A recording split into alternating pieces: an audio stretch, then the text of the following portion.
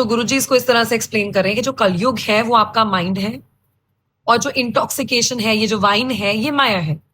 सो कलयुग is your mind and Maya is the intoxication which is actually dwelling you in this युग. इस कलयुग में माइंड और माया जो है आपको उलझा रहा है, और आपको ये हर तरह की माया, you are actually enjoying all of that, your families, your friends, your parties, your music, all sort of emotions, thoughts, everything what your life is made up of.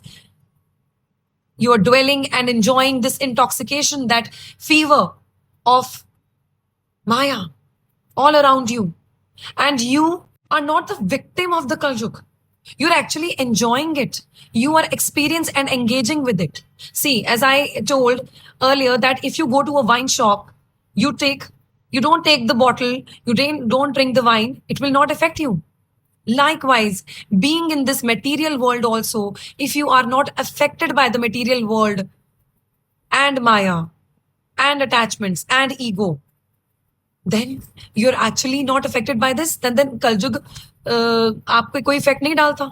So only when you start enjoying and participating in this Maya that you get affected by this. Guru Arjan Dev Ji says that एक कड़ी ना मिलते ता कलयुग होता. That even if for a moment I forget about you and I forget about the Naam Rupi boat, then it is Kaljug.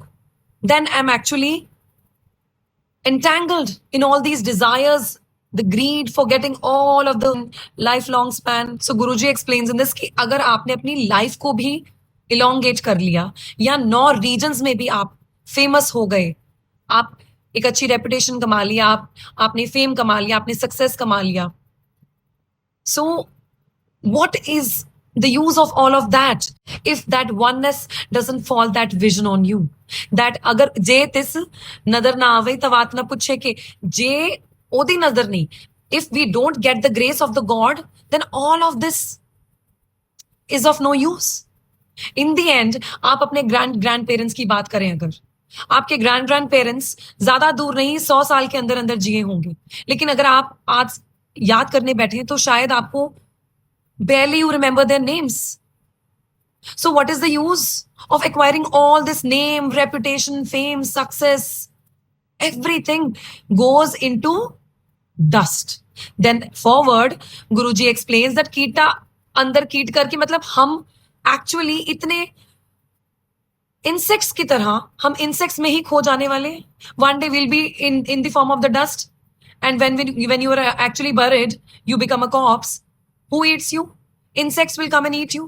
So कीटा अंदर कीट कर हमने तो उन्हीं insects में जाके वन हो जाना है. Then what is the use of all of this reputation and name and fame? This is of no use. We have read in the last concept that मत विच रतन जवाहर मानिक जे एक गुरु की सिख सुनी. एक गुरु की सिख से ही जवाहर मानिक मिलने हैं. Not that the jewels you acquire here. And if you don't have the grace of that God, तवात ना पूछे कि nobody will ask your name. Nobody will even remember your name. There's a concept in Gurdwara Sahib also that we go there and we see people preaching and praying for lambi umar. वहां पे भी हम देखते हैं concept. So it is like Guruji says that you're standing in front of the deliverer of the spiritual wisdom and enlightenment, and you're asking for the materials, gains, success, long life. So what is the use of that? अगर मांगना ही है तो spiritual wisdom मांगे, वो knowledge मांगे, वो grace मांगे. जे ओदी नदर होएगी ताही असी ये नॉलेज भी गेन करांगे. We will get this knowledge only if his grace dwells upon us. So in the next phrase, Guruji says, कीटा अंदर कीट कर दोषी दोष करे. So here दोषी doesn't means, दोषी means दोष, है ना.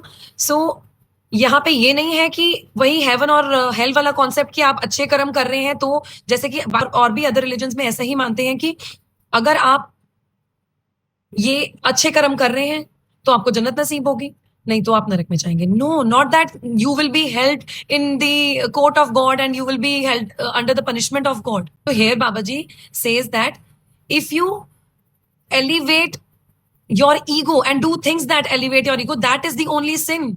And if you actually forget about yourself, your real self, that is the only sin you're making. Forgetting about what you are, that is the real punishment. Not that you'll be punished by God actually when you go up there, but forgetting the true wisdom is the punishment.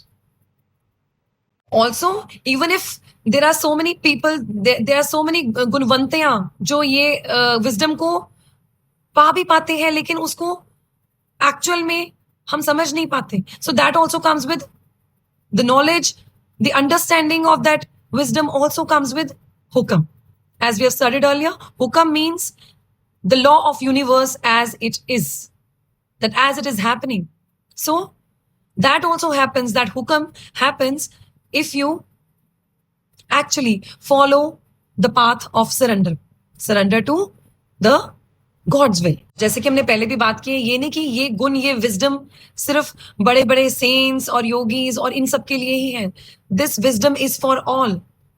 In fact, the ones who are not in power or success or very much rich, they get this first.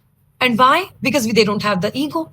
They don't have this fortress जो उन्होंने ये दीवार नहीं बना रखी, हाउमे की दीवार, the wall of me, myself, materialistic gains, again the ego self. तो ये किसी spiritual elites और ब्राह्मण तक restricted नहीं है ये wisdom. This is for all. Anybody can access this wisdom. So in the end, Guruji says, Teha koi na sujai, that nobody is actually talking and thinking about this divine, who is ultimate, that supreme oneness. Nobody is talking about that, the virtues of that divine. The enlightenment is not obtained and received from generation to generation or from one person to another, but it is obtained only with your grace, and this grace only comes from you, your hukam. So if you have understood this body, I'm sharing few screenshots of the study I've done, which will help you gather some more knowledge. Thank you so much.